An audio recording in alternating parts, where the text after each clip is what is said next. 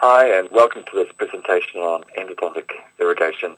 How can we reliably determine whether that canal system is bacteria-free? What rationale for medication do we actually have? What is the evidence?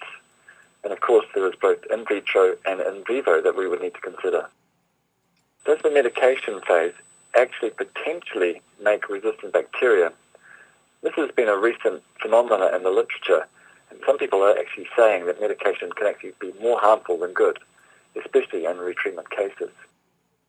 And ideally, could actually the medication phase be eliminated? Do we need to do this? If we are going to eliminate the medication phase, we need to make sure that our irrigation procedures are totally maximized. If we're using sodium hypochlorite, what is the best concentration? What's the evidence? Should we use EDTA? What about chlorhexidine? Some papers say this is fantastic and other papers say it's not that good. How about different combinations? What kind of medication would we be using? Are you a dentist that would routinely do your endodontic treatment in one visit? Or would you use 2 visits routinely? The 1 visit versus 2 visit is quite a debate in many parts of the world.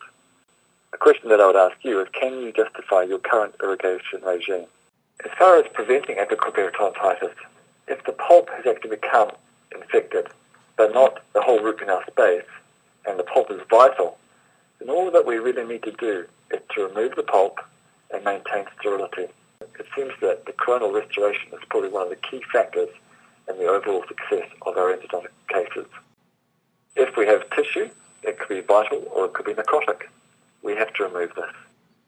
We have microorganisms, and there are various populations depending on the time of the infection, depending how it was infected. Was it infected by trauma? Was it infected due to caries? Was it infected due to a defective restoration? When we looked at chlorhexidine, we found that it gave an intermediate result with about 97% killing. Not as good as there isn't one irrigant on the market that will do all of these things. It's always important to remember the concept of vapor lock when we're dealing with irrigants. So what is my current irrigation protocol? Thank you for listening to this presentation.